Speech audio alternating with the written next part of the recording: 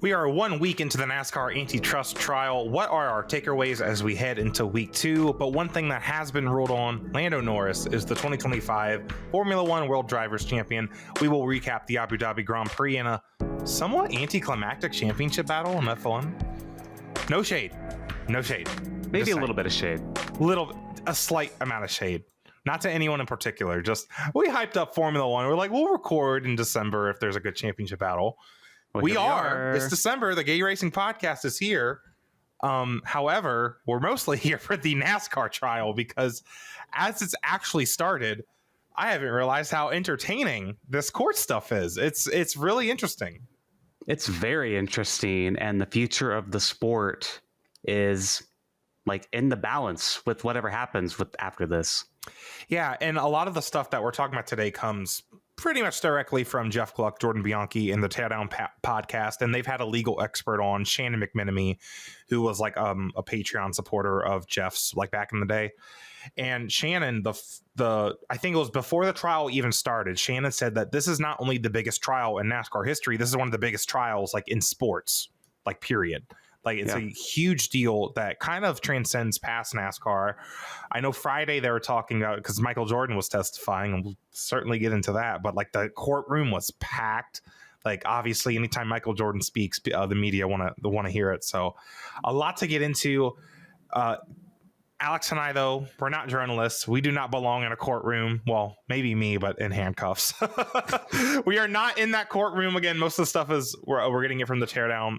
They've been really fun to listen to, a pleasure to listen to. On top of the Teardown, we were also getting some of this information. We're going to recap from Matt Weaver and Bob Pockris, both great journalists as well. And the Teardown streams, they've been live streaming their podcast at the end of every day of court, and they've just been such a treat. Like after work, I'm sitting down making dinner, then I'm eating while they're talking about everything that happened. And you get a lot of info from those streams that does not get posted to social media because they don't have their phones with them while they're in the court. They're just taking handwriting notes. It's such a throwback.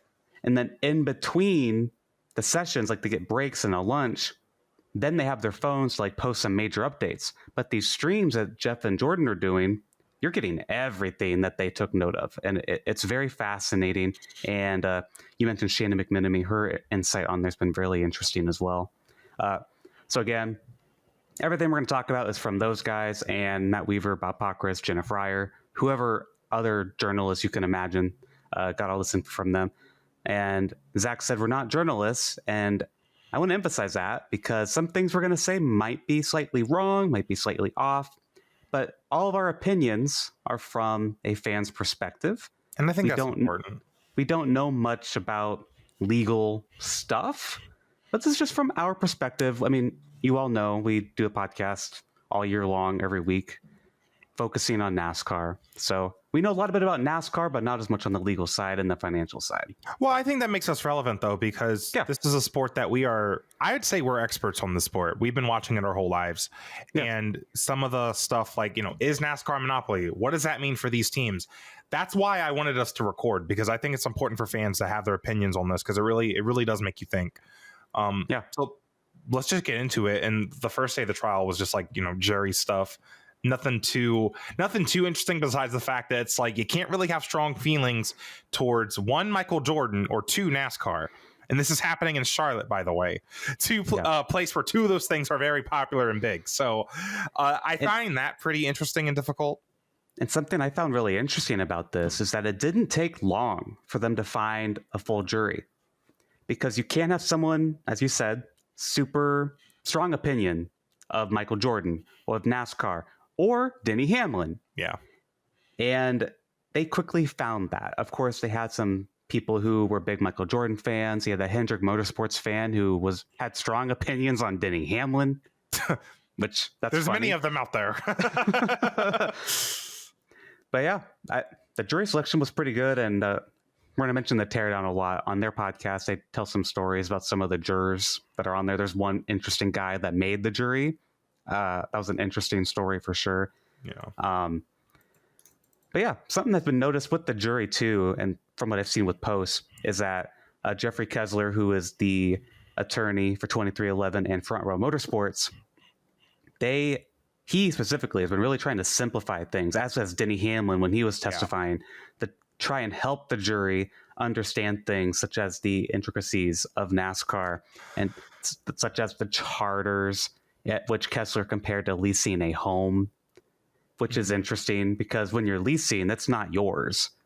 And another interesting thing is the fact that they were discussing Friday, like, how do they mention to the jury that the teams still raced this year? Because I think the way they've explained it, it made it sound like the 2311 hasn't been able to race since they lost their charters. That's not true. Like, they have been able to race, but that's there's like reasons both sides don't want to bring that up.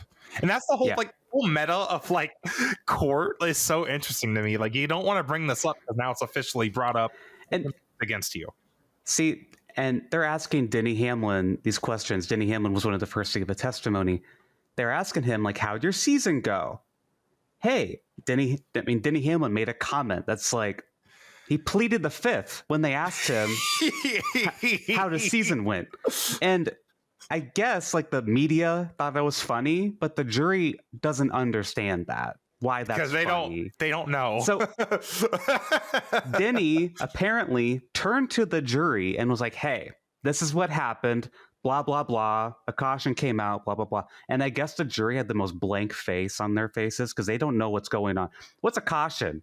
You know, like, do they know what a caution is? Like, that sounds like a crazy question, but yeah, Judge Bell at one point said that basically he made a comment that the jury has been looking at a lot of trees during this. So they're not very interested in this, which who would be, right? I mean, if you had to sit in court for like 8 hours every day, that sounds kind of miserable, but Did you see the Shannon McMenemy? She posted that the jurors only get like $50 a day and then they get paid for whatever the gas mileage is from their house to the court. It's not a lot. You don't get paid a lot, so they're not happy to be there. Yeah, it's not worth taking off work, disrupting your life. But this is it'd be interesting to us because we're NASCAR fans, but they're not NASCAR fans, so they're like, this is stupid. No one cares. But let's get into Denny Hamlin. He gave a 4-hour testimony. He was the first witness to be called to the stand because NASCAR's side, I believe Christopher Yates, their attorney, enacted a rule that only one corporate representative can be in the room until you get called for like testimony. So I believe it was Curtis Polk for 2311, and then I want to say Jim France for NASCAR.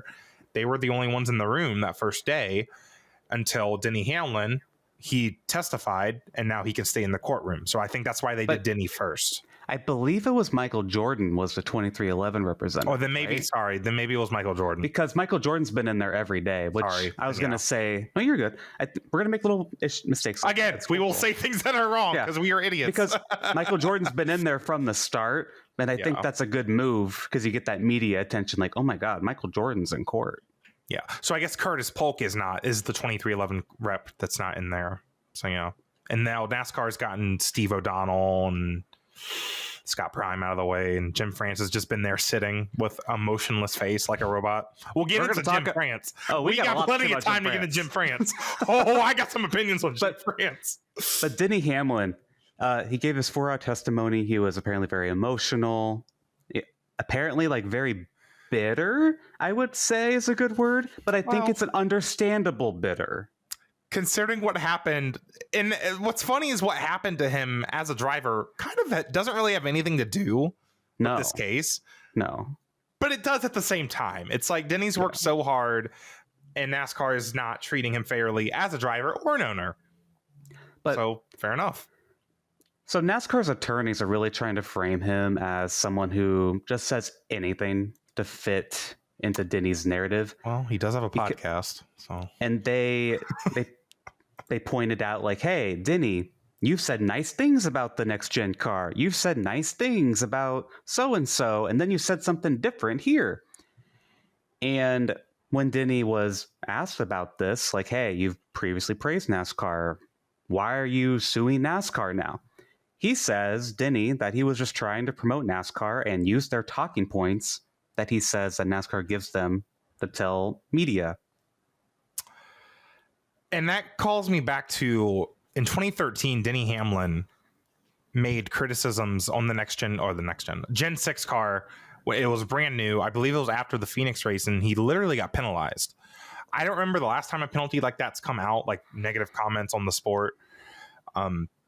But there's a culture in NASCAR media that's like, and it's very obvious. You look at people like Mamba Smith. It's just like everything's positive. Everything is sunshine and rainbows. NASCAR is perfect. A little bit of a utopia in a way with the media.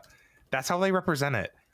And I think Denny is very fair to be kind of like, to be calling that out. Like, it doesn't look good for NASCAR for Denny to bring that up. Like, these are just the talking points that NASCAR wants everyone to use. Yeah. That's not a good start. I don't know if it's relevant to this case, but doesn't look good to the average person. Yeah.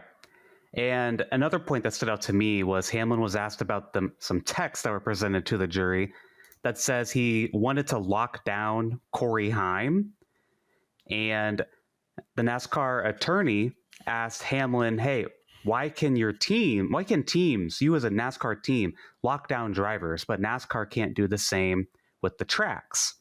And Hamlin said the drivers have options, which, yeah, the drivers are people. The tracks are locations. They don't get like a say. And I want to say too, the reason I say that, NASCAR owns like 50% of the schedule that is run on in the 38 weeks. Mm-hmm. I don't think they own half the tracks when you add them all individually, but you do, like Daytona has 2 races, Talladega has 2, Kansas has 2, Phoenix has 2. When you look at it like that, I believe it's roughly 50%. Yeah, roughly. So it's and then those like tracks they are try just to, NASCARs. Even the SMI tracks, they're trying to lock them down from hosting other sanctioned events from other series like SRX, right? And we'll get into that. Like 2311 is not a monopoly. There are other racing teams Corey Haim can go to. Like, locking drivers down or giving them certain deals is not that big of a deal. You cannot go anywhere else to race in Premier Stock Car Racing. That is a point that has gotten brought up by 2311 and Front Row multiple times during this week. And that is one of the key points that they are hitting, obviously, on their case. And Go ahead. Before we go into Front Row, there's something I want to say with Denny too. I think it was Friday was the most recent day as of recording of the trial. There was a fan outside holding a sign that said, NASCAR, your fans deserve better. Denny Hamlin was walking by him, leaving the court at the end of the day, and said, you're right. Thanks, Denny. Denny speaking for us, also put out a tweet that was basically just saying that he loves the fans and he's fighting for the fans, and his lawyers told him not to post anything. I think he's doing a lot of things his lawyers don't want him to do. But yeah, like saying something to a fan outside of court. Yeah. I found it funny. One day, Jordan Bianchi asked him a question. He said, I can't answer that, Jordan. Like, yes, please give Jordan Bianchi some sass. Yeah. But I think the summation of Denny and court is that NASCAR's trying to make him just a two-face. And I don't think it's working. From what you've heard, Zach, and I personally don't think that it landed, just from what I've read. What did you catch from that? Well, I think Denny and Bob Jenkins, who we're kind of going into next, I think they have been giving their backgrounds into racing, while they're racing fan or in racing. And I think it kind of helps the jury sympathize with them a little bit. Like Denny being emotional on the stand, obviously, is going to make me think that the jury is going to kind of sympathize with that a little bit. Heather Gibbs as well, as we'll get into later. Heather Gibbs was a huge sympathy witness. So that's kind of, how is that going to look good for NASCAR? That's just my question. Because I don't think it worked, them trying to paint Denny Hamlin as this two-faced guy. And then Bob Jenkins, they were trying to paint him kind of as, I would say, not smart with his money. Like letting that seemed to be what they were doing. They said something weird about what, I guess that's a little bit down. Like his sons who own Long John Silver's, they don't pay sponsorship money when Bob puts them on their cars when they don't have any other sponsors, right? Well, and NASCAR's argument, what it sounded like to me with that was like, hey, why don't you make your sons pay you to make up some of the money that you're losing by not having a sponsor? And he's like, they Like they can't. And It would and something I don't think Bob Jenkins specifically said this, but my perspective is because I know the sport. Front Row Motorsports isn't going to get like a AAA sponsor that like Penske, Hendrick, and Gibbs can get. And I found it so it's not going to be the same kind of money. They've been self-sponsoring a lot. Like Jenkins has a hand in MDS Solutions. There's like another brand. They've had plenty of brands that like basically self-owned. Another interesting thing is if you give like certain sponsors like really cheap deals, and that kind of leads other sponsors to be like, well, why am I paying this much if you're letting this sponsor pay for like barely anything? Yep. So it puts them in a tough position. I think that's somewhat fair for NASCAR to bring up, though. It's like, okay, if you're going to have Long John Silver's technically sponsor your car, whether you own it or not, some of that money from Long John Silver's still should be going into your race team if it's technically sponsoring you, right? I do think from a purely non-biased position and just to the jury, I think it makes sense to argue that because I feel like they probably all know what Long John Silver's is. It's like, hey, your sons own like franchises of Long John Silver's. Why don't they pay more? Like, I think from that perspective, it makes sense. But from the broader NASCAR knowledge, it doesn't land. But with the jury, I think it might. Yeah. Owner Bob Jenkins testified that he has never turned a profit and it's not from malpractice. The level we compete at is just so expensive. And one of the more key things about, because I think a lot of people kind of forgot that Front Row Motorsports is in this lawsuit. Yeah, right? they're kind of the forgotten part. It's Denny Hamlin, Michael Jordan versus NASCAR, but it's also Front Row Motorsports. And they are such a key player in this because this is not just Michael Jordan's team spending a lot of money on airspeed and trying to be championship contenders. This is a race team, Front Row Motorsports, who has been in NASCAR basically since I've been watching 2008. They've never turned a profit. There was one little bit where I believe the NASCAR attorney or whoever was questioning Bob, they were like, why did y'all include the truck their truck team financials into this evidence, which I kind of agreed. Like the trucks should not be included. This is about, the Cup Series and the charter system. But again, that's just a little thing. I think they were definitely I think NASCAR made a few cracks at Bob, but still nothing like that substantial. I still think Bob Jenkins is a really good witness for them to have. A Front Row being a part of this case is really good for the teams. So he said that Front Row Motorsports loses $6.8 million a year, roughly, and says it costs $20 million per car. NASCAR was arguing against this, even though there's like documents that proves this. See, but it might have been because of the truck teams being included on the document. And there is like paperwork that says like Front Row Motorsports, they were spending about, I think it was $14 million per car. But again, they are a smaller team. They can't do the 20 million that the other teams are doing, probably more. But I believe the 20 million is about an average of what every team's doing.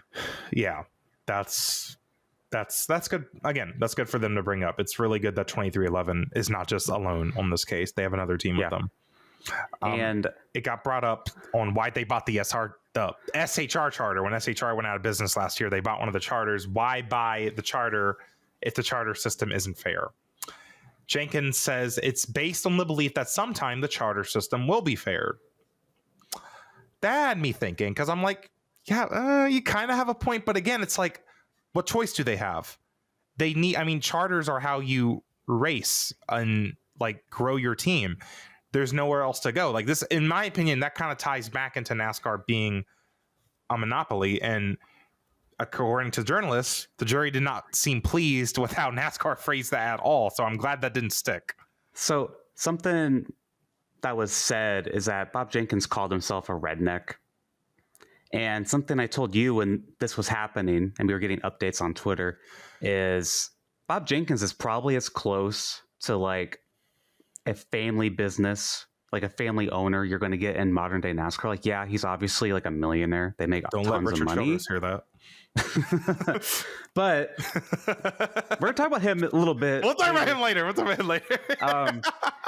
But he's really as close as you're going to get to like a homegrown business blue collar NASCAR right now. Blue collar. Yeah. So he, as close as you're going to get in modern NASCAR at least. Yeah. And the journals, as you said, just were not liking the way NASCAR was like, you did this, you did that.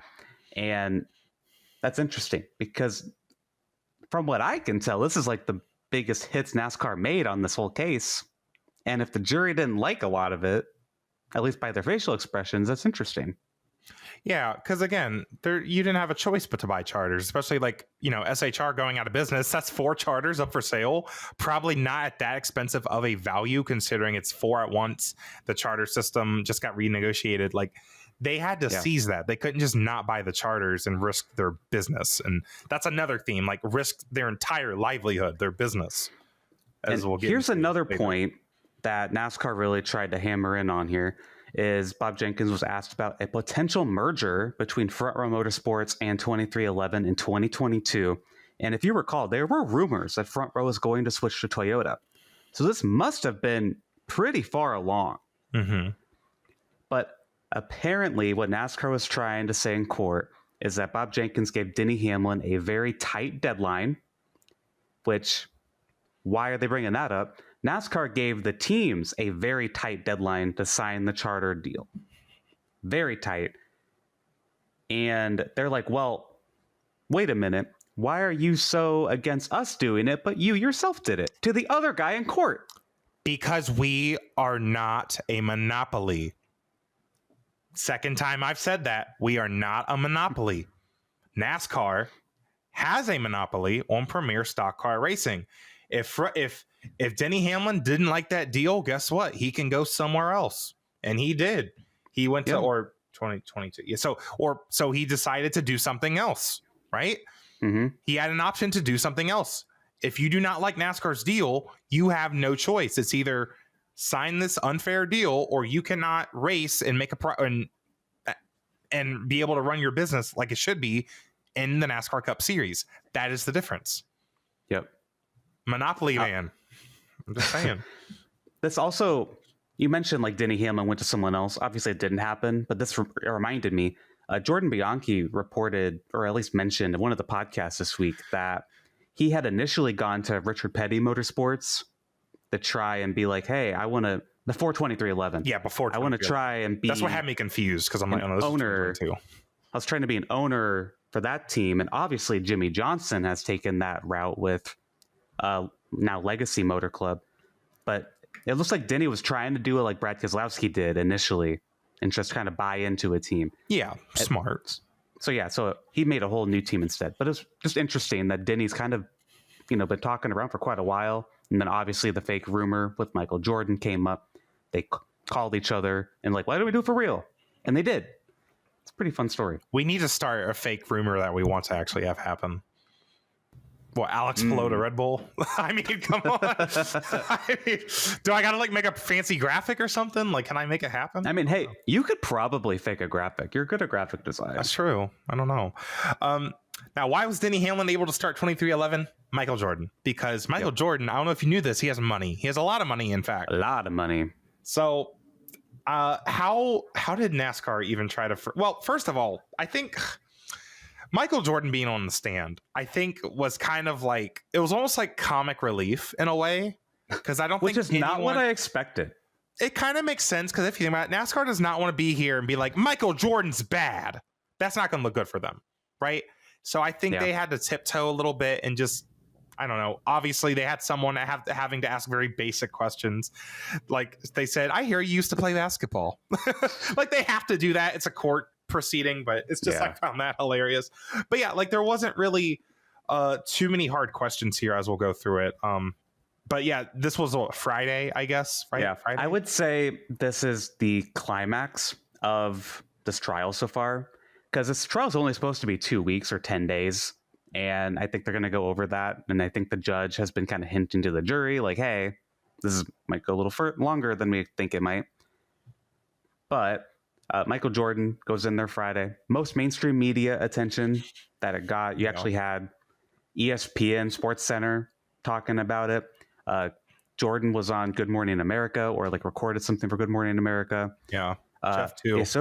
The Associated Press, they did one of Jenna Fryer's pieces, and they put it on the main AP account, not just AP Sports.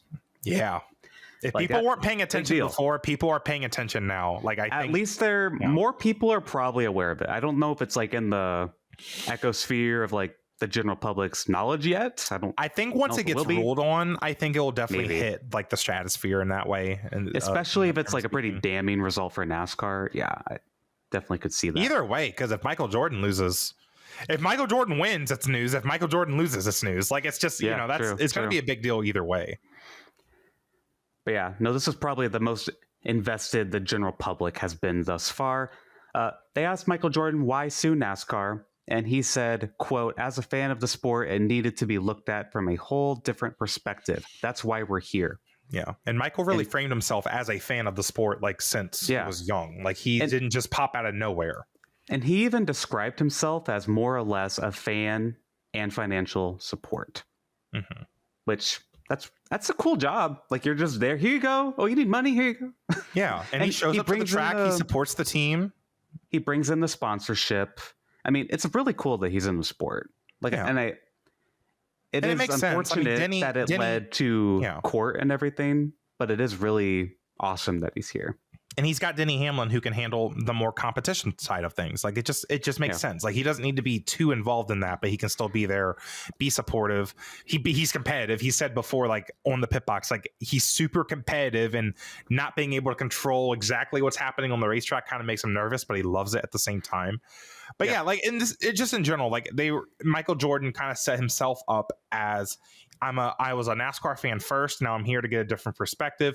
He wants to have a partnership with NASCAR. There's been a few moments where the team side has kind of like said nice things about NASCAR, to be like, NASCAR is not all just bad. We are trying to be having a partnership with them. We want NASCAR to be successful, but they're not doing enough for us. And that's literally what this case is about. And he has been saying, Michael Jordan, in his testimony, that he wants NASCAR to be more similar to what the NBA does, which makes sense. He comes from the NBA. And I think something that really stood out to me is that the NBA has a system where if business is good, the teams and the players will get 50% of revenue. But if it's bad, they'll get 49%. That makes a lot more sense. It sounds like the charter deal, like, because the teams, they were asking, I don't remember what document it was. I saw 45% floating around. That's what the teams were asking for. Yeah. I'm not sure if NASCAR was even giving them a percentage. I think they were just giving them like a flat rate, which, that could be really good or really bad depending on like how successful NASCAR is. I think a percentage, to me, like literally a piece of the pie, is certainly the most fair way to do this. That's what I would think. Maybe it's not 50% because NASCAR, it's not the NBA. It's, they have to handle tracks and everything. Which, the tracks, I keep going back to the tracks. The TV deal, if I remember right, is 60% of that goes to the tracks? Does that sound right? I don't remember. I believe that's the number I saw. Sorry if I'm wrong. It's going somewhere. It's a pretty big number. A lot does go to the tracks. I know most of it does go to the tracks. Again, my issue with that is NASCAR, like I said earlier, owns about half of them. Like, so the money that they're putting into the TV deal goes right back to NASCAR and doesn't exactly go toward the teams. And then Denny Hamlin has said this himself, not in court, but has said this just on his podcast or in general, that the tracks don't really get renovated. I can think of Daytona, Phoenix. Is there another one that's been renovated, remodeled? I don't know. I guess Atlanta. I don't know about the... Haven't you and Jackson said like that Kansas kind of needs renovations? Richmond's been renovated like a few years ago. Kansas looks exactly the same as it did 20 years ago in 2005. Like, so some of them do get renovated, some of them don't. It just kind of depends. Yeah. Like, and there's other things like the tracks are taking the scoring pylons down for no reason. Which is so weird. But they're getting all this money. They're doing SMI's doing these crappy repaving jobs, even though they're getting money from this TV deal. It's like kind of weird. Yeah. And there was a comment, I believe it was Jordan Bianchi on the Teardown, said that there's only 3 tracks that are profitable. And I forget what the third one was, but it was Daytona and Phoenix. And then Talladega.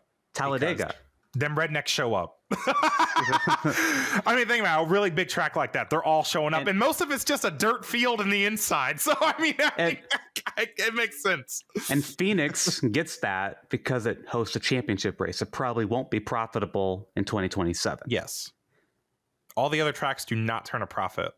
But mind you, again, That's those are easy. 3 NASCAR-owned tracks, which is cool. I'm glad that they're making a profit, and none of the others are.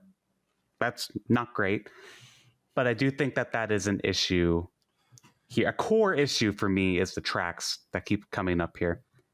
But going back to Michael Jordan's idea here, you know, the 50% if business is good, 49% if business is bad, even if they drop it to like a 45, like a 40-45 kind of situation, that seems a lot more fair, don't you think? I think it is. The teams, I mean, again, the whole point of this is the teams are putting on your show. NASCAR cannot perform without the teams. And certainly the teams obviously can't perform without NASCAR. Like, this is, again, it's a partnership. The teams feel like they're not getting enough from this partnership. They can't just go anywhere else. NASCAR is a monopoly. Yep. That's why this court case exists. Monopoly. Yep. And then to wrap up Michael Jordan here, he was kind of messing with the NASCAR's lawyer, Larry Buterman. Yeah, apparently they knew each other from before or something. Well, because they've been seeing each other other injunctions throughout this whole process and everything. And he told Larry, like, hey, I noticed you're not wearing your Jordans today, the Jordan shoes. Ooh. And Buterman thanked Michael Jordan for making him look cool to his son. Okay, kind of a wholesome moment. It was cute. On the teardown, they kind of phrased it as a power play. It's like Michael Jordan's been paying attention to your shoes, buddy. Like, obviously he would, but it's like Michael Jordan's he's not just here because he wanted to spend a lot of money on NASCAR. He's here and he's paying attention. He's a man of detail. I found that kind of interesting. It's not important. It's just kind of interesting. That does remind me. There was, I don't know if it was Buterman or someone else, but someone asked Michael Jordan, because they were asking Michael Jordan, how'd you get into racing, all this stuff. And he said he went to Talladega as a kid. And one of the lawyers asked Michael, are you aware the France family built Talladega? I rolled my eyes when I read that. Girl. And do not bring up the inaugural Talladega race. When you go back to the shoe thing, it's like he knows his stuff. Like, that was kind of silly. Maybe it was a question more for the jury. I don't know. But it was just like, I don't like that. Yeah. So this next one's a big one, Zach. And she was listed as a potential witness. I didn't really think much of it because all the other team owners were there. Roger Penske, Richard Childress. But not Joe Gibbs, but Heather Gibbs. And I had to look up who she was when I saw that list. She's the widow to Coy Gibbs, mother of Ty Gibbs. And she's a co-owner with Joe Gibbs. And she really stepped into that role after Coy had passed a few years ago after the Phoenix Xfinity Series championship. Yeah, kind of like, I think she's the future of JGR, I guess, because Joe's not going to be around forever. I know Joe and Rick Hendrick, I think they've, Rick's kind of found Jeff Gordon as somewhat of a successor in a way. Like they try to do that if they can't keep it in the family. But Heather Gibbs is, when I was explaining this lawsuit to my mom, I thought Heather Gibbs and her testimony was like the most impactful way I could explain it to a non-racing fan, because basically Heather Gibbs is just like, this is our life. And because NASCAR is a monopoly, we have no choice. And this is, JGR, Joe Gibbs, they don't have any other businesses outside of racing. That's something that she said in her letter too. Like, she wrote a letter to NASCAR while these negotiations were going on, like kind of pleading, like, this is, I'm just begging you for a better deal. Yeah. So yeah, Heather says JGR did not want to sign the charter agreement, which surprised me. I thought maybe the rest of the teams kind of just fell in line, or were like, okay, NASCAR, we'll do what you want. Like, you think Rick Hendrick and Roger Penske, they probably didn't care that much, because it's like, money, we're good. But Joe Gibbs Racing is one of the big three teams. Next big three. They did not want to do this. They were very against it. And Joe Gibbs is saying to NASCAR, please don't make us do this. And it's really sad. It's sad. Yes. It turns out that they really only signed it because if they lose their charters, they risk the jobs of all of their employees. And mind you, JGR is one of the big three teams. They employ a lot of people. They have 4 cars, and you have the Xfinity team as well, and things will trickle down in a bad way. So if they don't sign those charters, a lot of their staff is just not going to potentially be employed. Well, think about Penske and Hendrick. I go back to the other businesses. Like Hendrick has his car dealerships. Penske has, Indy cars. Penske owns a lot. Actually, now that I think about it, Penske owns a lot of stuff. He's a billionaire. JGR is literally just NASCAR.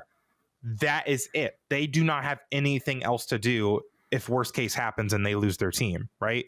Like Hendrick and Penske, it wouldn't be good if they lost their team, but it's like they'll survive. They have They'll be other okay. ventures. Yes. This is NASCAR. JGR is all into NASCAR, and it's kind of effed up that they're put in this situation that they felt like they had to sign. Not kinda, it is. Yeah, and that's what it kind of helps a fan understand. This is why all those teams signed this. It's incredible, and we're fortunate that 2311 had Michael Jordan. That they're like, we can take NASCAR to court. We have the resources to do that. Yeah. And the money to do that.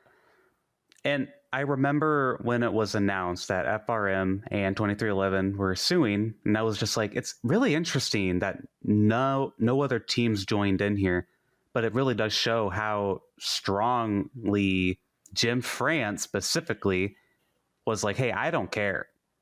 I don't care if you sign it or not, because there's a quote that Heather Gibbs says, NASCAR CEO Jim France said, quote, if I wake up and I have 20 charters, I have 20. If I have 30, I have 30. He didn't care. He's the big bad. And he is the final boss. Like you know when you play a video game and the characters it's like in Avatar, they kept talking about the Fire Lord, but you didn't even see the Fire Lord until season 3. Like that is Jim France. Yes. It's so weird. Like this guy is never in the public light. If you play The Legend of Zelda, Zack was comparing him to Ganondorf. He's Ganondorf. Zack was the other day. And I'm just like, yeah, actually. You play the whole game. Your objective is to destroy Ganondorf or whatever, but you never really see him. You never see him. You saw him at the very beginning and that was it. And then you don't see him again until you fight him. This quote is crazy. If I wake up and I have 20 charters, I have 20. If I have 30, I have 30. He didn't care if this dismantled your team, your sport, your employees. He didn't care. It doesn't sound like he cared. I want him to testify. I want to hear what he has to say. There's better wording too if this is in response to like Heather Gibbs who woke up to find her husband not, that's kind of messed up. And the thing that adds to this, for me, at least, it makes Jim France look worse and worse. I forget where it came up in the trial, but Jeff Gordon had apparently asked Ben Kennedy, like, hey, are we possibly going to get like a different version that's for teams? In short, is what Jeff Gordon had asked. Yes. And Ben Kennedy was like, yes. And then it turns out, like within like 24 hours, 48 hours, Jim France is like, no. Okay. That's another huge problem that I have with NASCAR in this case. One of my my number one problem is that NASCAR is a monopoly and they're not giving the teams a fair deal. Another kind of second layer to this for me is Jim France is making all the decisions, but he is not in the room where the discussions are happening. And why isn't there like maybe there is. Why isn't there like a board of directors that they like have to vote? Why is it all go back to Jim France? It's a private family owned business, isn't it? Because NASCAR is a private, isn't that? I guess someone confirm, because isn't NASCAR like a private family owned business? And since Jim France is the CEO, what he says goes. Crazy. Because and I'm wondering like if NASCAR loses this trial, is NASCAR going to be forced to like change how they run their operation? Like we can't just have. And we're going to make our predictions toward the end of this thing, by the way. What's going to happen? I'm Googling real quick. Yes, okay. NASCAR is a privately held company owned by the France family since its founding in 1948. It's not listed on public stock exchange, does not have to publicly report. Yeah, so it's private. They get to do what they want. They need a board of directors that has like a member from each team, representative from each team, and then like additional people. That's my opinion. I don't know how that works in like other companies, but something like that. It can't all come down to one person. So they do have a board of directors. It's Steve Phelps and them. It's Steve Phelps and all them people. But they do the bidding for Jim France, it sounds like. It sounds like they don't get the final say. It's like Jim France is just like, he can veto whatever the hell he wants, it sounds like. Maybe we're wrong. Maybe there's more to it than that, but that's certainly what it sounds like from what we've heard in court. Well, just from what we're hearing in court, Jim France, I didn't think much of him a week ago today. Well, what would you think of him? Because again, you never see he him. hides. He hides in the shadows. But this guy is vile. I swear, this guy is vile. He's evil. But Zach, the thing I think, whenever I think about Jim France, I honestly think of IMSA. Because IMSA, that's his baby. He's always the IMSA guy. Right. He only came into NASCAR after Brian France was basically exiled. So Jim France, I'm just like, well, he's the IMSA guy, and he kind of just took up the France name to run NASCAR too. It's like we got rid of Calamity Ganon, but Ganondorf is under the castle, ready to come back. That's if you don't play Zelda, I'm so sorry. You don't know what you're talking about. I've never seen this many evil men for me to make video game comparisons. I'm just saying. God. But yeah, no, good for Heather Gibbs for doing this. I feel like that. I mean, when you're called to court, you have to do it, but just being this open about it. I think her and Denny were some of the strongest witnesses we've had this week. I definitely think her testimony is the most damning thing against NASCAR so far. Yeah, definitely. It just shows to the jury, like, they did not sign it because it's for the betterment of the people that work for them. And I think that's a strong point. And then her story on top of that, I think, I think that's the highlight of the week for me. And for people unfamiliar, so in a case like this, the plaintiffs, so the teams, they get to present their case first. NASCAR has not presented much of their case yet, besides what certain witnesses have testified. 2311, or the teams called Scott Prime and Steve O'Donnell, and I think those are the only two. There might have been other NASCAR reps called up. There might have been. But yeah, Scott Prime and Steve O'Donnell had a lot to say, as we'll get into next. We'll start with Scott Prime, who is NASCAR's lead strategy guy, who led the negotiations for the charters. Was told by Jeff Lee Kessler, 2311 attorney, quote, "You're a monopoly. There's no place else to compete. There is no place else for them, the teams, to go, correct?" And Prime in general did not really have a good day on the stand. It sounds like it sounded like that was definitely sounded like the kind of the lowest point for NASCAR this week. Prime responded, quote, "NASCAR is the premier stock car racing series today. Yes." And I think that's why that wording has been coming about. NASCAR is the premier stock car racing series, right? Yeah. And by the way, you keep mentioning NASCAR as a monopoly, and Jeffrey Kessler says it's a monopoly. Earlier injunctions in this whole ongoing thing declared NASCAR, yes, is a monopoly. Yes, that's already said and done. Yeah, because that kind of helps both teams kind of like lay out their case, I guess. That's not something we're deciding. That's already been decided. NASCAR is a monopoly. Yep. The teams just have to keep bringing them up. The difference is you're a monopoly. This is why teams can do this and you can't. And the main gist is, did they use them being a monopoly in an unfair and unjust way? That's basically what this court deal is all about. Yeah. I don't have much to say about Scott Prime. Just from what I read, you can look more at Gluck, Pockris, Weaver, all their timelines to see about this. There wasn't much that stood out to me. It's just he did not do that well. That's basically the gist.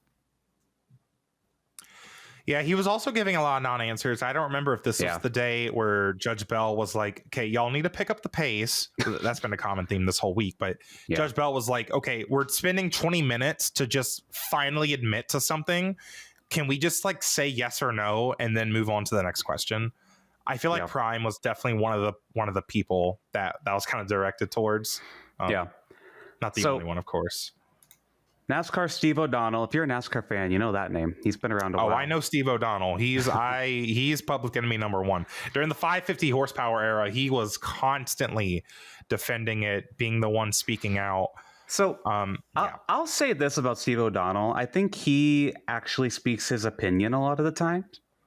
And I do actually respect that. He will go out there and be like, "No, I actually think this." Even if I think he's completely wrong, he will go out there and tell you what he thinks. He used to be on Twitter a lot. He's not anymore. I think he just doesn't post. I think he's still on I there. was kind of bullying him, so he probably stopped. But something that really stood out to me was that he said, Steve O'Donnell, that racing as an open team is viable if teams don't like the charter system. And of course, 2311 and Front Row are no longer charter teams as of earlier this year. Okay. They raced the last half of the season as non-charters. Is that stopping right there, it's like, okay, on paper, that sounds fair. You can race as an open team. But let's delve into it a little bit more, because is it actually feasible? Because then they break into the numbers. Like Kessler asked him, "Is that isn't viable?" And O'Donnell responded, "Quote: I'm not sure about that." And I forget the exact number. I didn't write it down in here. But Kessler, I believe it was Kessler, mentioned like there's like 50 teams that have closed that were open teams. Right. Or maybe like I think the 50 might have been the number from like the 2005 Daytona 500 to now. Yeah. But there's been a lot of teams that have closed. Gaunt Brothers was mentioned in this trial at one point. Racing, maybe. You go to I don't know if they were mentioned, but like Furniture Row has closed down. That was a top team too. That was a top team. That's a really good example. They literally won the championship and then they closed down like a year after. Yeah. That's like, certainly that doesn't look good. And I think Front Row at a point had an open team. And I think they were trying to look at those numbers. Like they had an open team, I think, before. I don't remember the specifics. Well, so I guess I should. And I remember when the charter system was first implemented, Wood Brothers was not chartered. Right. And there was a lot of concern. Like, are they going to survive this year? And then, like, I believe it was the next season, they became chartered and had the alliance with Penske.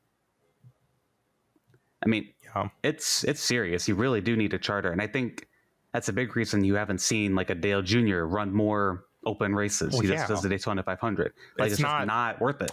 Dale has said on the podcast, Daytona is the only race that they could put an effort in and maybe make a profit, like not lose money on it, because the winnings at Daytona and the potential to finish like, top 10 are huge. Like, because Dale said they actually did make a profit on the number 40 Justin Allgaier entry last year, but no, it's not feasible to run an open team.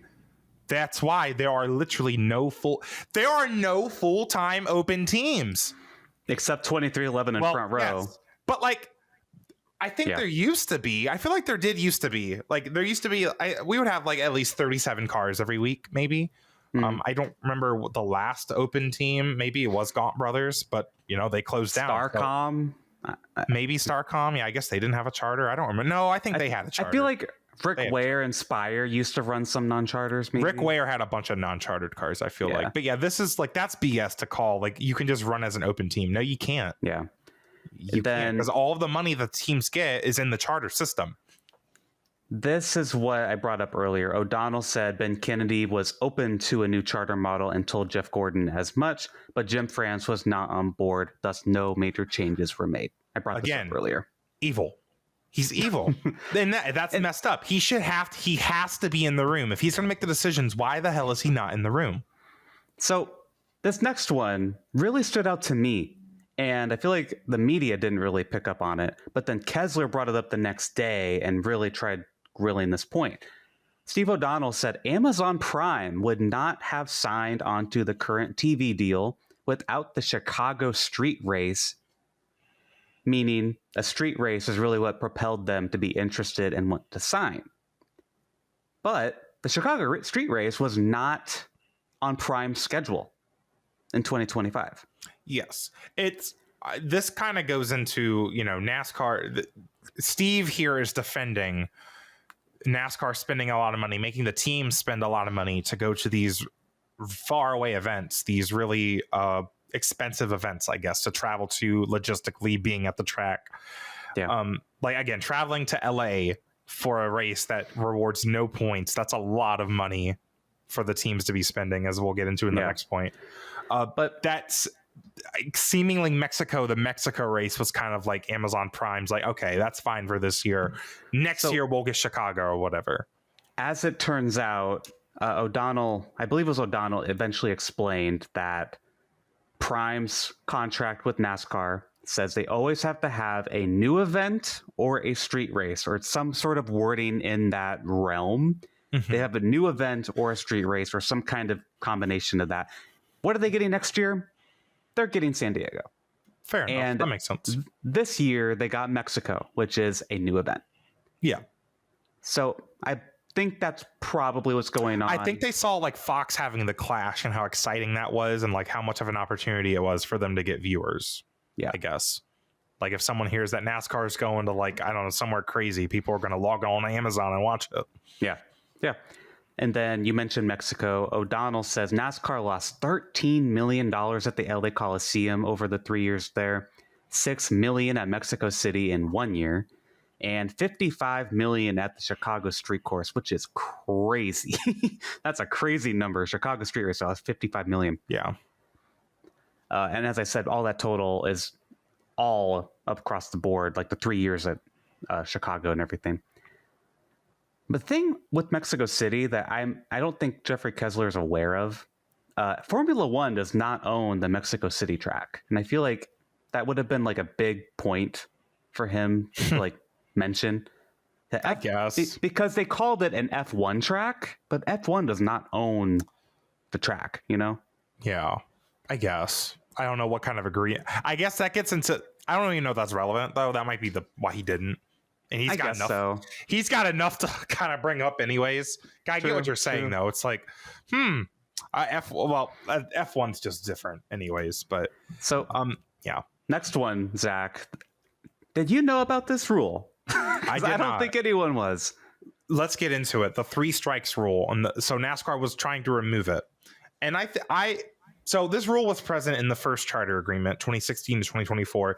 It allowed charter teams to basically veto major rule changes that would be costly to teams, right? It capped NASCAR at being able to make 3 major changes without teams' approval. So basically, NASCAR, if the teams did not like something, NASCAR could just do it anyways, but they can only do that 3 times. Yeah. Whether that's like a fair amount, I like that idea. It's like, you know what, teams, you will have control. We will still do what we want, but we'll like we have a budget of how many times we can just say F y'all, we're just gonna do it, you know? Yeah. I like the idea of that. So for them to get rid of that in this charter agreement, that I don't like that. That doesn't sound good for NASCAR. Basically, not only are you not giving the teams enough money, you're also taking away some of their power. We're putting on this show for you, but we have no say. We barely had any say at all. Because you could just veto it anyways up to like 3 times. And so if NASCAR were to have gone more than this, it would have made the exclusivity clause, which means the teams can't run in different series, like run the car in different series. It would have made that invalid. Which all the talk about SRX and weirdly not the Cars Tour, which I find odd. The Cars Tour is not really being brought up at all. Well, they're not Premier. I thought it did get brought up. Maybe it did, but I think O'Donnell was like, "Oh, it's not as." No, they were asking somebody. They asked, I think it was O'Donnell. They were asking them, "Would you define the Cars Tour as Premier stock car racing?" And then they kept dancing. He kept dancing around the answer, and whoever it was, they eventually admitted it's a touring series. Oh yeah, I did read that. Yes, I remember that. I feel like it was O'Donnell who said that. Back to the 3 strikes rule, then we'll talk about SRX. Steve O'Donnell said that they got rid of it because they wanted to do the best things to make the sport grow, which Kessler responded like that, or the judge maybe might have said this. It was that's just another phrasing of saying you just want to make more money, like whatever. Yeah, but that made me think, is it fair? Because I think, again, going to Mexico City, going to all these new places is great for the sport, to grow to the sport. I think it's a fair question that I'm just asking in general. Who should have to pay for that? Who is responsible for growing the sport? Because is it the teams? I think are the teams responsible for growing NASCAR? Well, and that goes into the driver ambassador program too, because the teams aren't getting any money from that. Right. It's just the drivers. And that's like the social media, advertising, marketing sector. It's like, hey, if the drivers participate in this, we'll give them bonuses. But the teams aren't getting any of that. And the teams don't necessarily like it because their sponsors aren't really on their channels. They don't get any. I don't think they get any money from like when NASCAR uses their intellectual property either, like on advertisements or stuff. So it's like NASCAR can use our IP to grow the sport, but we don't get a cut of it.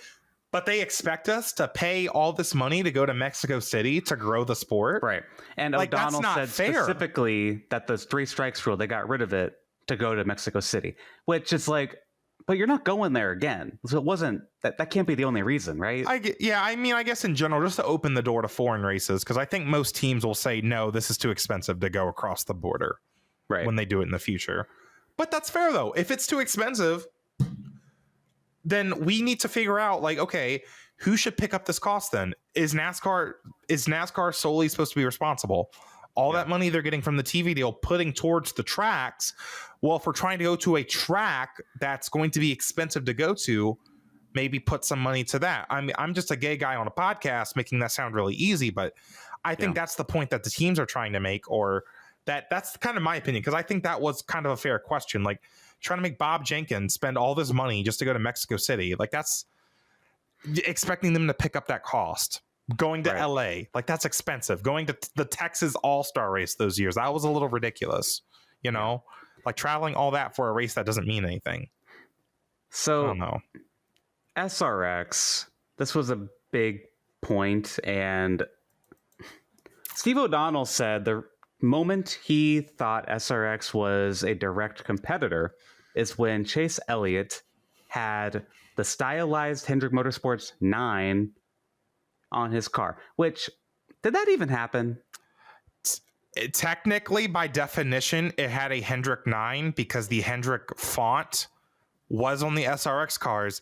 Oh, that's what he's talking about. But it's like that's not what he was talking about. Oh, it's like the Jeff Gordon font, like the Jeff Gordon 24 font. Yeah. Not the Chase Elliott 9 font. That's a different number font. I don't think Steve was talking about that. I just know that because I'm a nerd that does graphic design. I don't think that's what Steve meant, because all the SRX cars had that Hendrick font on it. Yeah. Right. Which is also that's a Hendrick meant, property. It's not even a NASCAR property. But. I mean, it's just a font, like whatever. Yeah. I think maybe what he meant was seeing Chase Elliott in a stock car with blue Napa colors. Okay. Which, sure, whatever. I don't think that argument landed too hard because one, SRX is literally dead. Which Steve O'Donnell says it's coming back. And where? Matt Weaver, I think Matt Weaver is someone who would know a lot about this, and he's like, yeah, he said that, but I have no idea where that claim is coming from. SRX posts on Twitter, the Monopoly man getting up and leaving. So that was funny. I want to know who's running that account. I highly doubt it's our friend Michael Carey because doesn't he work for JRM now? He works for JRM now. He does. I don't think that's him now. He used to be their social person. I hope it was Tony. I hope it was Tony Stewart. Imagine it's Tony Stewart. I'm surprised he even knows where Twitter is. Or Tony Stewart's, probably Tony Stewart's PR or something. I don't know. Whoever runs that account. I don't know. That account's posted a couple times this month, maybe just twice, but well, they're very relevant right now, apparently. Yeah, SRX. No, does anyone here clap if you think SRX was a direct competitor to NASCAR? I don't think anyone's clapping. I hear crickets. If it was, I would have been more interested in it. Because I think I wanted that, actually. I think deep down, I really wanted that. We talked about this. I really liked SRX, and Zack did not really care for it. I liked that it was just a lighthearted thing. Zack wanted something serious. That's why I didn't like it. It was too lighthearted. It's like, I feel like I'm just watching the NASCAR All-Star race, but worse or better. Something with SRX, though, is that it seems to be that the SRX was going to go to North Wilkesboro, it sounded like. And NASCAR was like, we got to put a stop to this. They're going to beat us to North Wilkesboro. There's texts that were released that show that, I think it was Steve O'Donnell who said that. And O'Donnell was like, we need to call legal to see if we can kill this thing. Talking about SRX. Like, kind of crazy. Was they that scared? I guess because you never know what SRX could have grown into. In another timeline, they could have grown into a NASCAR competitor if it took off. So NASCAR ultimately does go to North Wilkesboro with SMI owning it. And then they also mentioned in those texts Bowman Gray Stadium, which NASCAR is now there for the Clash. I mean, those are tracks that would have been fit SRX pretty well.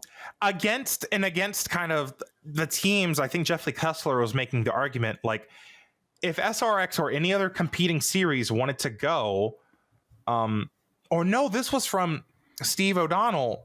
They had a contingency plan. Like if the teams were to break away and start their own series, here are the list of tracks. Here's a theoretical schedule they could go to. And I believe it was a bunch of SMI tracks.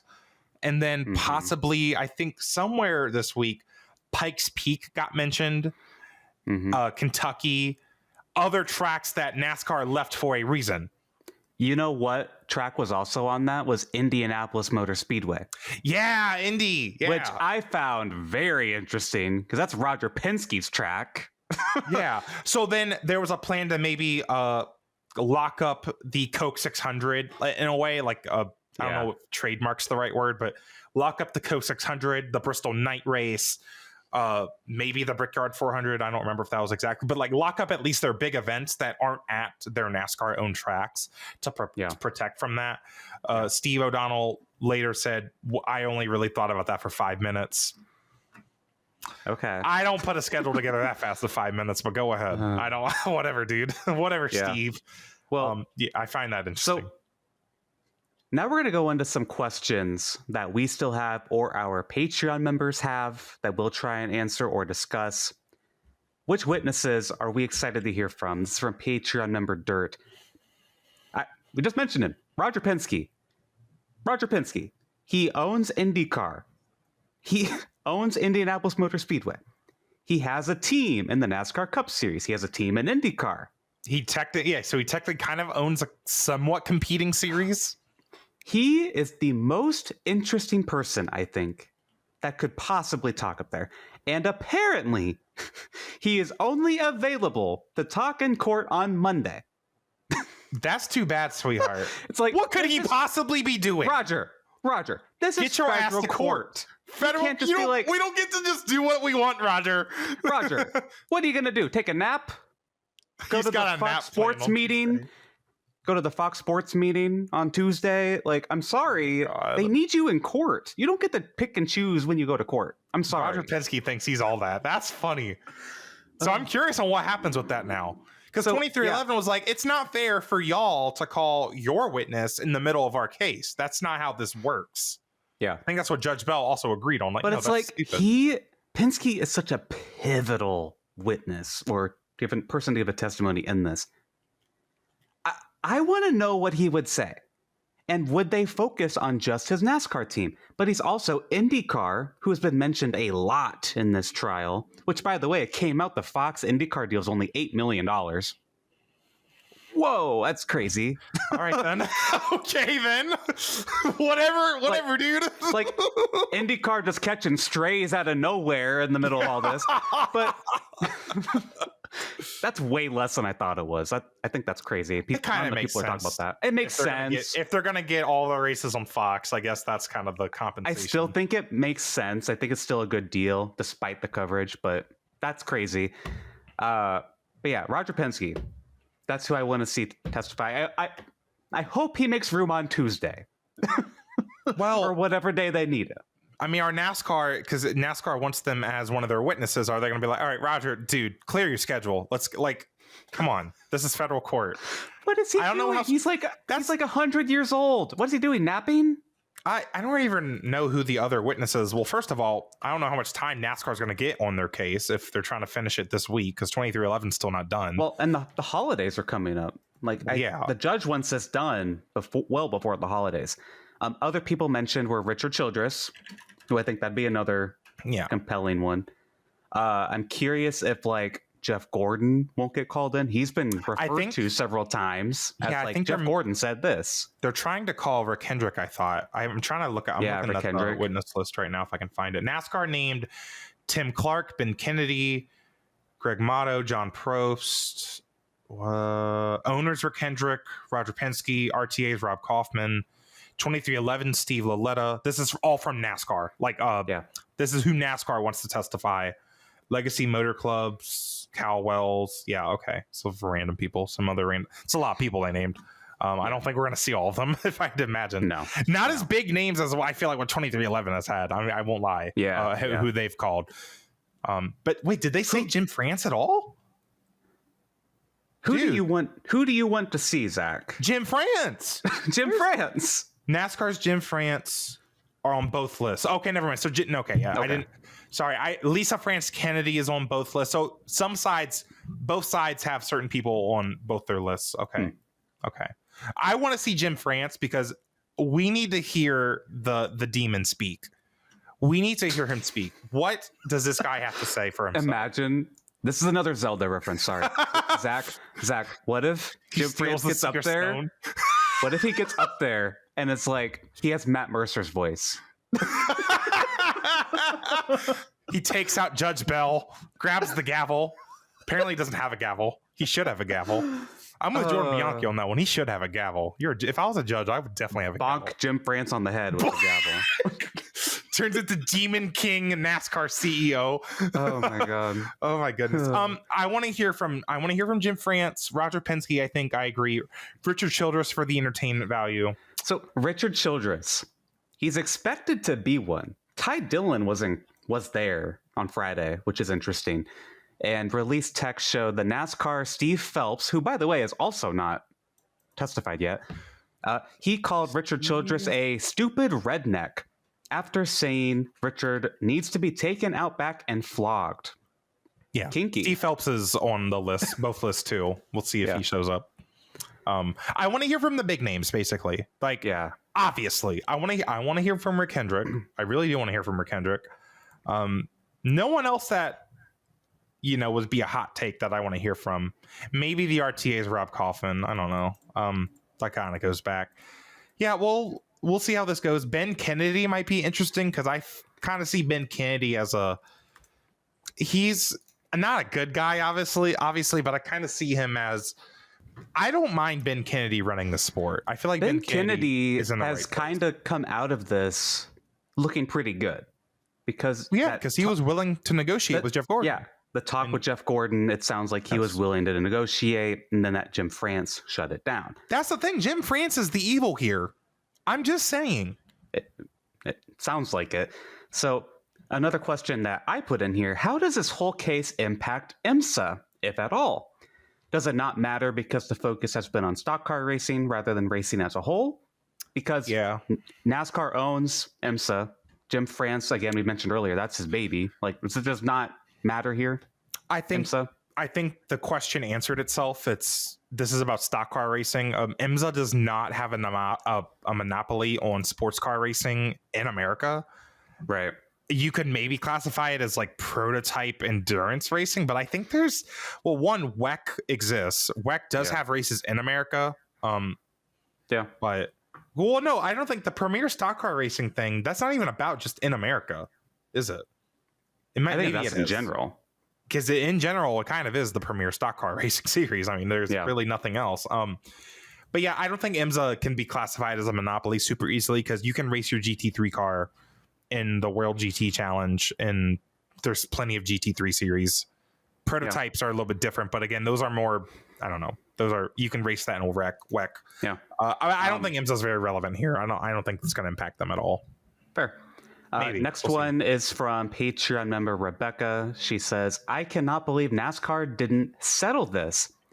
And I only think that after the trial started. Before the trial started, I could see why NASCAR would want to take this to court and stand their ground. But now after this trial started, I'm like, oh my God, I can see why Judge Bell was like, y'all need to settle this.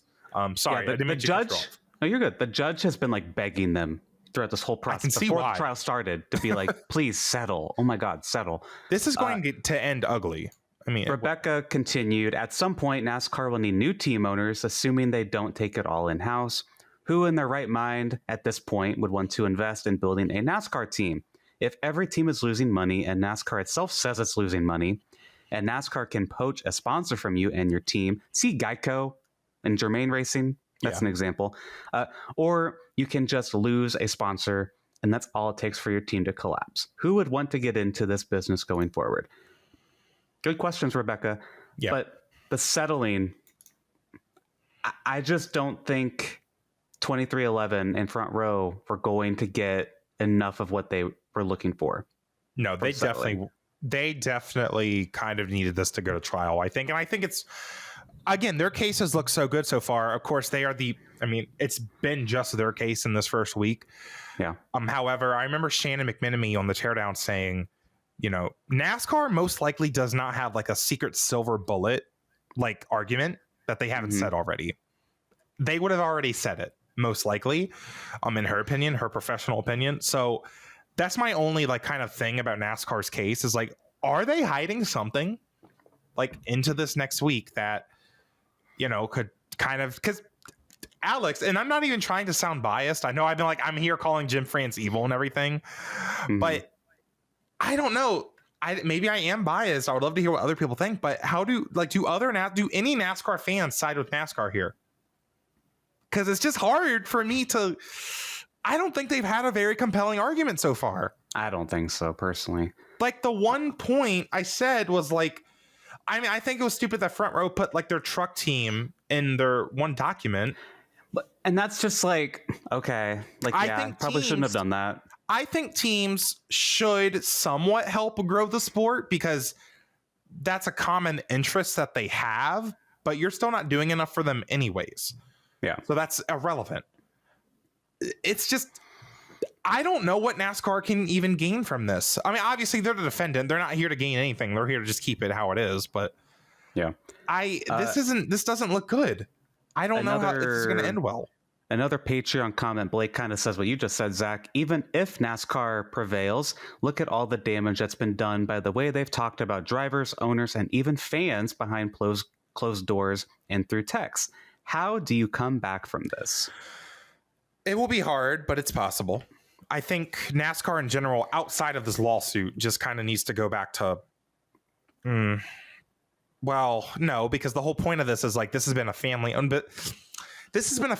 business forever, and it's been my way or the highway. And I think Michael Jordan's the first person to come along that's like, no, this is not fair. This is ridiculous. So I can't just say we need to kind of go back to how we were doing it. We need to reinvent what NASCAR is as a business. Competition side, we can go back, but that's something different. Like as a business, which is what this is about, they kind of do need to reinvent themselves. As you said, there needs to be a more powerful board of directors, perhaps. It can't just be Jim France calling the shots from the silence of his office. Yep. And then Patreon member Chris Sippi said, how does the trial impact the 2026 NASCAR season? Chris wonders if we'll even be racing in 2026 and how much this will change the sport as we know it. We'll be racing. They'll be racing. We'll be racing. Don't worry. We'll be racing. I don't know if like a court deal can like change like a TV deal or anything like that, because like I don't know if they can like change like where the money goes or anything like that. I don't know. It's way beyond my interest. There's also possibilities for appeal. Like there could be an appeal. Like I think we're not going to really know like the outcome of this for a few years. Like we're not going to see like immediate like changes. I think it's going to be more of like a, especially because I think we're going to have a verdict within like, once this is done, obviously, but you're not going to see like major changes happening really quick if there are any. Yeah. But if this goes to the next level, then it's like, that's going to take a long time. I don't think it might be the Supreme Court. I don't know. I don't remember. They could appeal to the Supreme Court, but the Supreme Court could always say no. Yeah, that's true. But then they got to do this whole thing again with the Supreme Court. I remember Judge Bell saying, every time I say that, it's like, yeah, I was there. No, someone reported Judge Bell saying that I will adhere to this rule just for less likely of an appeal happening or something. So Judge Bell is concerned about that. Judge Bell wants them to just settle. I think most judges are. I don't watch court shows or anything. I didn't like realize this is how like court cases actually work. But like judges want you to settle because they don't want their time wasted. They don't want their time wasted with something that y'all could just figure out on themselves. And the jury too. They don't want to waste the jury's time. And like this is holiday time. Like they don't want Christmas them away from like the family like this. Like, come on, y'all. Let's lock in. So last question on the trial from our Patreon members is from Phil. What will the final verdict be? The full jury has to agree on an outcome, right? And that is correct. The jury does have to fully be unanimous in the decision. I find that kind of interesting, I guess, because it's a what's it called? It's not criminal. It's whatever the other term is. Anyways, so the jury decides if NASCAR 2311 wins, and then Judge Bell determines like the specifics of the result. That was my understanding from the teardown. Yeah. So that's interesting to me because Judge Bell says, I remember he said that even whoever wins, this still is not going to end good for either side. Yeah. Which, what does that exactly mean? We will find out, because there's a chance that 2311 and Front Row still does not get their charters back because, well, they didn't sign the agreement. Like, I don't think Judge Bell's going to be able to just like magically make them rewind time and make them sign the charter agreement. Like, yeah, NASCAR kind of has a point with that, kind of. So whatever. It's still not a good deal. What will the final verdict be? The full jury has to agree on the outcome. I don't see that many people in the jury siding with NASCAR here so far. Again, we haven't seen NASCAR's case yet. I think NASCAR's going to have to change something. So I have a prediction. I think NASCAR is going to have to divest their ownership away out of the tracks. That's why I keep bringing up the tracks. I think that's part of what makes them a powerful monopoly, and they're getting a lot of this money back. I think they're going to have to lose some of their ownership of the tracks. I think that is a big point of it, yeah. And that's also why I want Roger Penske to testify, because he would benefit from that with IndyCar. Yeah. Will he talk about that? I don't know. He's not the greatest owner. Because having like, you know, the NASCAR next gen car, because this was the first generation of car that was like specifically like, you cannot race this anywhere else, right? Yeah. Because I guess I kind of get that since NASCAR spent a lot of money developing it. Sure. Yeah. But so the tracks are, I mean, these are the only premier oval tracks in America. NASCAR has most of them. I think you're going to see something like that. I think that would make sense. That would be fair to me. And then maybe they can keep ownership of Daytona, like IndyCar owns Indianapolis. I don't know. Yeah, or at least like, yeah, you can own the tracks, but you can't have like certain agreements of like, you can't have exclusivity, whatever that word is. Exclusivity. Yeah, the exclusivity clause. You can't have a clause like that. You have to allow other series to race at your tracks. Yeah. And then I don't know. I think the other thing that we'll see is that they'll have to start giving teams more money. What percent or how much that'll be, I don't know. But I think just to make it a bit more fair, I don't know if it's going to be as much as what 2311 wants. How do they even, I think Judge Bell is saying like it might not be win-win for everyone. How do they rework a charter deal that has been signed by 13 teams? 13 teams agreed to this charter agreement. Heather Gibbs, of course, saying she didn't really have a choice, but she did it anyways. Would those teams even benefit at all from this? You know, like would that charter contract become null and void and they make a new one? Or are the charters gone? Because the 2311 wants their charters to be permanent. Hi. I will edit that out. Yeah, we'll edit that out. I don't know. I opened an article and my internet just cut out. Anyways. What was I even yapping about? You were saying Bob made a good tweet. Yeah, don't worry. I'll cut that out because I don't want to go into it anyways. Okay. So I think a lot of things with the final verdict, we don't exactly know what could happen or like what's even on the table. So we might be totally off base. Yeah. But I know like Bob Prockwis made a tweet, but I don't want to get into it. It's just he made a really good tweet like the day before the trial. You can maybe find an article about it. He kind of like what could happen if either side wins. Any other thoughts? That's just week one. And hour 20. I feel like it'll be likely that we come back next week, and especially like if we get a verdict, we'll be back next week to talk about it at least a little bit. At least something. I think this trial has been really interesting enough for us to discuss it, get our fan perspective on it. For sure. Yeah. Well, the Gay Lawsuit Podcast. Yeah, the Gay Lawsuit Podcast. The Gay Lawsuit Podcast. So, oh my gosh. If you're here for Formula One, sorry. First of all, you're not, because we know better. We'll put like the little timestamp in the description. So, hi, welcome to Formula One segment of the K Racing podcast. Lando Norris is the World Drivers' Champion. Lando Norris beat Max Verstappen by 2 points, and Max Verstappen won the last 3 races of the season. To be fair, Lando Norris has been trying to beat himself. It feels like McLaren tried hell to lose this thing. That's true. Lando's been driving a pretty good championship. I made a post on Blue Sky that was just like, man, McLaren tried so hard to lose this thing, and they just couldn't quite do it. That's so disappointing for them. No, they couldn't. Man. They can't. They can't seem to get the result that they're trying to achieve. They really can't. P2. I will say, so Max Verstappen, I didn't even realize this specifically. He won the last 3 races of this season. Like Red Bull, again, is it really Red Bull or is it just McLaren like throwing it away? I think Max's Red Bull has had somewhat of an advantage. Oscar really has been struggling with that car in the late summer, in the fall. Picked it back up. Break. I think ending his season, Oscar specifically, ending with a P2 is the almost, besides winning, probably the somewhat best case scenario for Oscar to end this season. I know he had the championship lead for a majority of the season. This is a really hard loss for him, I think. I think, I don't know if he really showed it at post race. I was watching a little bit of it, but he wasn't that far away, man. Yeah.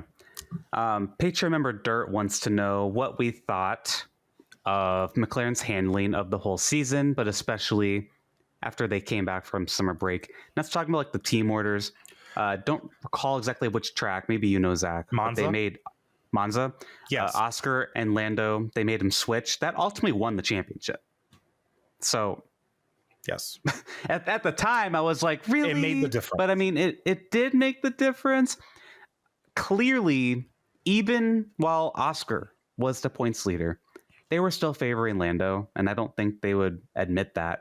There were times where I was like, but why are you making Oscar do this strategy?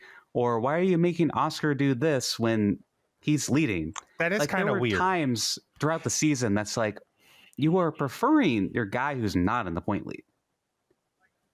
Like, but in hindsight, they were smart to do that. In hindsight, that's weird. I don't know how.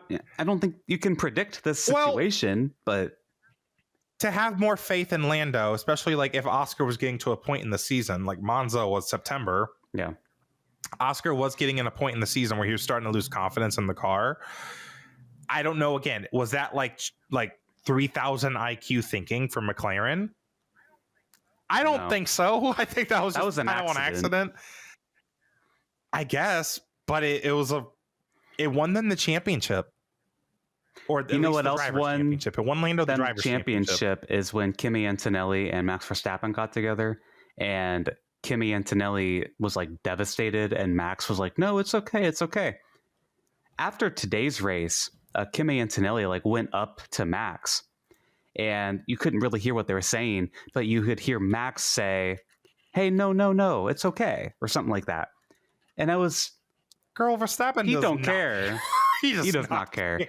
But he's hopping on iRacing tonight and getting on a GT3 car. He does not care. Someone in the media asked Max, like, if there was just one race left, and Max is like, no, there were too many races already. I'm glad it's done. I mean, funny. Like, I hate to say this because obviously Max wants to win the championship again, but it's just like, I think his overall interest in F1, he's won the last 4. I think he's somewhat friends with Lando. I think seeing Lando win, like, he's happy for him. You could see the little awkward cool down room that they do, which I have a lot to say about that, but I won't say here. Like, obviously Lando's coming in.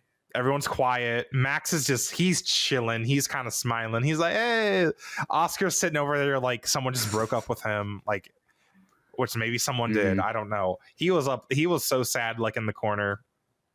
That was kind of the vibe I got. Lando was being kind of awkward, as he always is. Maybe it's just Lando. Lando's kind of awkward. So, Patreon member Finley left us a comment about this and said, I think it's fair to say most of us, at least in the GRP audience, don't like Lando Norris that much, but we cannot say he doesn't deserve the championship. The Las Vegas start was the only mistake he made since the summer break, and that was a tricky start that half the field screwed up. If he doesn't have the engine failure at Zandvoort in the closing laps, McLaren said that, which McLaren said was their fault, he would have clinched the championship last week. And Verstappen was overall probably the best driver this season, but Norris did exactly what he needed to do. Well, yeah, I guess if you calling Verstappen the best driver, I guess that makes sense. Yeah. Max just didn't have the car the Max first Verstappen half of the year. Yeah, that's fair. I guess that's fair, but that's, you need a car to win a championship. So Lando won. I think Lando's that's the thing. It's hard to argue with numbers.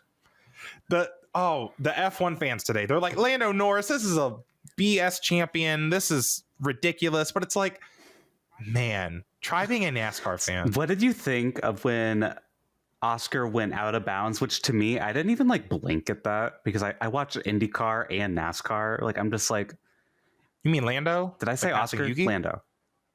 You said Oscar. You just I'm thinking about Oscar. Man. You got your hair all fluffed up. You're like, Oscar Piastri, girl. So Lando makes that pass, goes below the white line. I didn't think anything of it, quite frankly. Yeah, Yuki was not. He was being very illegal with his Yuki defending. Did go down. He thinks he's Sergio Perez. Sergio Perez, he won that championship. When I saw the reaction on socials, a lot of people were like, "Oh my God, Lando broke the rule," blah blah blah, and I was like, "Oh, I guess that's a rule, out of bounds, whatever." But okay, the FIA said that he was forced down there by Yuki. That's to me, it's saying that's like blaming someone for running a red light when someone was attacking their car.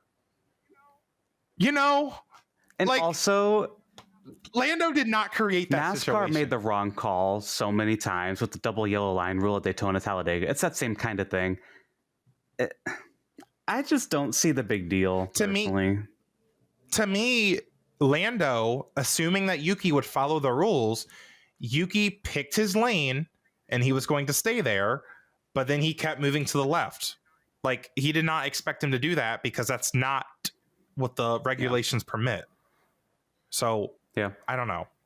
I think that was kind of stupid. I think it was handled exactly how it should. You do not want a championship to be decided. Could you imagine? By the way, no. In the final race, not that should matter because again, we talked about in 2021. Just because it's the final race doesn't mean you all of a sudden regulate stuff differently. But you're certainly not going to make the call that direction. And it's also, it does make me wonder, how would they have called this in June? But at the same time, Yuki Tsunoda wouldn't have been doing that in June. Yes, exactly. And also Yuki could have done more slowing him down in the slower sector of the track. Yeah. But it was only half a second worth and didn't matter that much anyways. There was talks before the race that, maybe Max will do what Nico Rosberg did and back up Lando into the rest of the pack. But it's just with the current regulations, it's just not going to be that viable. DRS is too powerful. DRS is going away, I learned today. I did not know this. We might have talked about it on here, but yeah, it's part of, I think I mentioned it to you. It's a part of the new regulations for next year. I mean, it's basically it's kind of like a new generation of car, basically new engine formula. They're going to have some kind of it's not like traditional DRS, but they can change how much downforce the front and rear wings produce actively. So it's kind of like DRS, but it's more, it's you can just use it whenever you want. You don't have to be within a second. There's not specific zones for it or something. But we'll talk about that more next season because there's questions that the drivers are going to have to be saving a lot of hybrid batteries. So the racing is going to be a little conservative. Oh, we'll see. You'll have to watch a YouTube video on it. My last thought on all this is I'm very happy for Lando's mom. She seems like a very sweet lady. I like her glasses. Yeah. She was smiling. She was crying. And I really appreciated that she went to go give Oscar a hug. After celebrating with Lando, she walked over and gave Oscar a hug. I thought that was sweet. And, she's you were just jealous because she hugged Oscar. I'm just saying that it was sweet. And she seemed to be the happiest person there. So good for her. My champion. Yeah. That's Lando's mom. Yeah. I will say this was probably one of the most, and I'm not saying this as a critique or anything of F1. That was a very anticlimactic championship battle in a way. Maybe it's because Max didn't finally he didn't actually overcome and win the championship like the deficit I that was he was still making engaged with it. Like, was it anticlimactic? Yeah. But Well, that's because I've never seen a championship come down to just 2 points, but yet I was kind of bored. I don't want to say bored. It's just the F1 racing, like off track, F1's better than ever, but on track, man, I'm just like, I feel like I've seen better even. I thought the strategies were kind of interesting at the start of the race, but then they didn't really evolve into anything. Maybe that's just F1. Maybe I'm naive. Yeah. Because to be fair, that's kind of how the 2021 race was shaping up too. Before all the nonsense in 21, Lewis had like a massive lead. So yeah. But in a way, that was kind of interesting because it's like, you know, Lewis and Max were very much equal. Also, they had so many like blow for blow moments. Like there weren't really any blow for blow moments where like Max and Lewis were trying to like kill each other. Oscar and Lando, they had their moments with as teammates, but Max didn't really have that many moments with the McLarens in these final few races either. Like the start, nothing really happened. Oscar getting by Lando was somewhat interesting, but it didn't really amount to anything. So maybe that's why it felt anticlimactic, but that's not a criticism on F1. This was still a really good championship battle. That told a really good story with Max chasing down the McLarens, getting around Oscar with one race to go. Like we're talking about how like it's unfair that McLaren favored Lando, and yet that's why they won the championship. That's so interesting. Like, that's a really interesting story that NASCAR at its current state can never produce. I saw a lot of people criticizing Abu Dhabi, saying it's a boring track, which we hear that a lot in NASCAR as well. It reminds me how Phoenix has been the championship finale, and it's kind of a dull whatever track. Yeah. But F1 had a storyline throughout the whole season, and it kind of... I watched that race, by the way. I woke up at 8 a.m. to watch that race. The storyline made that, and the stakes made that race better. While Phoenix for NASCAR, I would say, is a similar comparison because it's been the finale, kind of boring. It was a better race than some of the Phoenix races we've had. Yeah, I think F1 fans also compare, like, you know, they used to end the season at Brazil, like we used to end the season at Homestead. Cool. Yeah, you know, right. So I think that's kind of, I think it's literally how the F1 fans feel. It's just they've had it for longer. And also Qatar as the penultimate race is that track sucks. That's worse than Abu Dhabi. That track, I did not like that Qatar. Track is bad. I don't like that track at all. That track's bad. It's F1 cars do not belong there. It's a motorcycle track. Is it? Interesting. I liked when Saudi Arabia was the penultimate race. The DRS games Max and Lewis were playing. Like, oh my God, that was peak. All right. Any other thoughts before we wrap up? Longer episode, but it's warranted. It was legal proceedings. We had a lot to talk about, Alex. We put our polos on today. We're dressed very professional. I did my hair today. Like, yeah. Oh my goodness. Yeah. Thank you guys. We might be back next week. I think we have another like off-season episode planned with some special guests soon. So we'll see you guys for that. And as we get into the thank you to our episode. Patreon members for staying subscribed in the NASCAR off season. Like, really appreciate that, and for contributing to this episode. It's just $2 a month if you want to submit questions, be a part of the conversation we had throughout. $5 a month, you'll probably get that bonus video Zach was hinting at, and any other bonus videos we do. There's another one we'd like to try doing before the end of the year, before the season starts. Patreon.com/GayRacingPod to join.